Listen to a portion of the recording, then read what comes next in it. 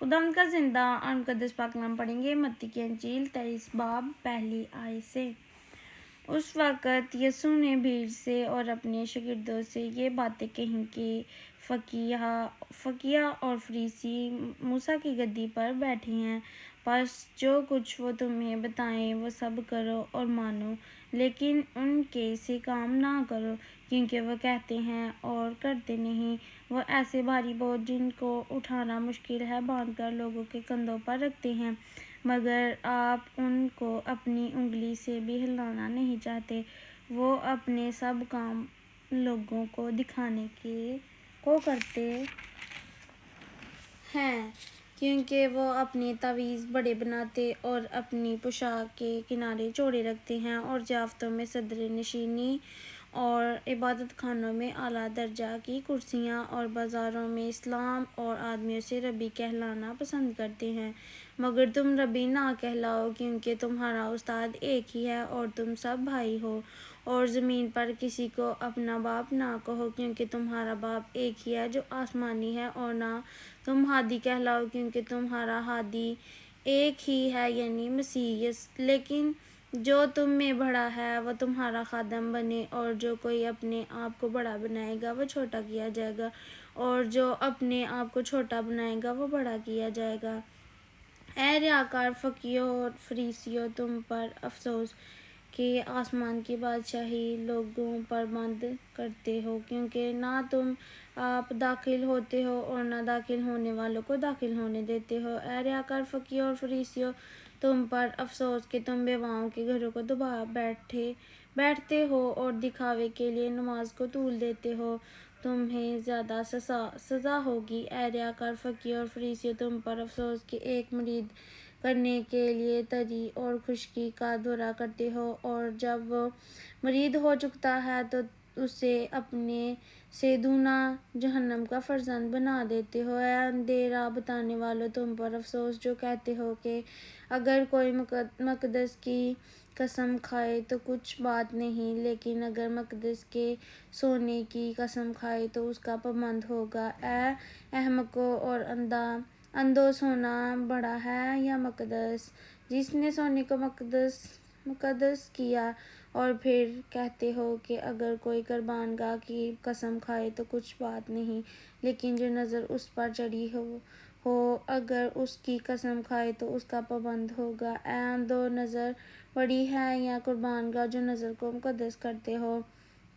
बस जो कुर्बानगाह की कसम खाता है वो उसकी और उन सब चीज़ों की जो उस पर हैं कसम खाता है, और जो मुकद्दस की कसम खाता है वो उसकी और उसके रहने वाले की कसम खाता है, और जो आसमान की कसम खाता है वो खुदा के तख्त की और उस पर बैठने वाले की कसम खाता है।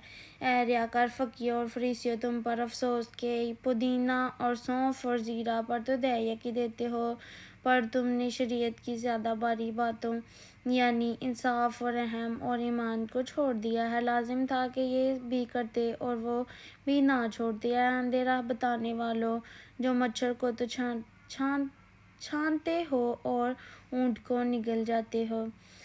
ऐ रियाकार फकीर और फरीसियों, तुम पर अफसोस के प्याले और रकाबी को ऊपर से साफ करते हो, मगर वो अंदर लूट और ना परहेजगारी से भरे हैं। ऐ अंधे फरीसी, पहले प्याले और रकाबी को अंदर से साफ करता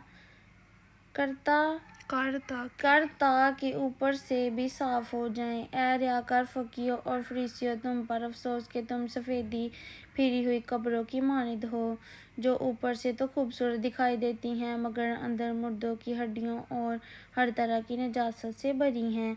इसी तरह तुम भी ज़ाहिर में तो लोगों को रास्तबाज दिखाई देते हो, मगर बातिन में रियाकारी और बेदीनी से भरे हो। ऐ रियाकार फकीर और फरीसियों, तुम पर अफसोस के नबियों की कब्रें बनाते हो और रास्ताबाजों के मकबरे आरास्ता करते हो, और कहते हो कि अगर हम अपने बाप दादा के ज़माना में होते तो नबियों के खून में उनके शरीक ना होते।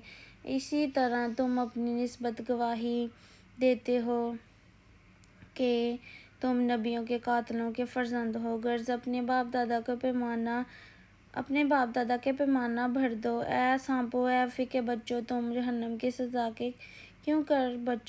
سے کیوں کر بچو گے؟ اسی لیے دیکھو میں نبیوں اور دناؤں اور فقیہوں کو تمہارے پاس بھیجتا ہوں، ان میں سے تم بعض کو قتل اور مصلوب کرو گے اور بعض کو اپنے عبادت خانوں میں کوڑے مارو گے اور شہر بشہر ستاتے پھرو گے، تاکہ سب راست بازوں کا خون جو زمین پر بہایا گیا تم پر آئے، راست باز حابل کے خون سے لے کر برکیہ کے بیٹے زکریا کے خون تک، جسے تم نے مقدس اور قربان گاہ کے درمیان قتل کیا۔ میں تم سے سچ کہتا ہوں کہ یہ سب کچھ اس زمانہ کے لوگوں پر آئے گا۔ اے یروشلم، اے یروشلم، تو جو نبیوں کو قتل کرتا اور جو تیرے پاس بھیجی گئیں ان کو سنگسار کرتا ہے، کتنی بار میں نے چاہا کہ جس طرح مرغی اپنے بچوں کو پروں تلے جمع کر لیتی ہے، اسی طرح میں بھی تیرے لڑکوں کو جمع کر لوں گا، مگر تم نے نہ چاہا۔ دیکھو تمہارا گھر تمہارے لیے ویران چھوڑا جاتا ہے، کیونکہ میں تم سے کہتا ہوں کہ اب سے مجھے پھر ہرگز نہ دیکھو گے، جب تک نہ کہو گے کہ مبارک ہے وہ جو خداوند کے نام سے آتا ہے۔ آمین۔ خداوند کا زندہ اور مقدس پاک کلام پڑھا اور سنا جانا ہم سب کے لیے باعث برکت ہو۔ آمین۔ خداوند کا شکر ہو۔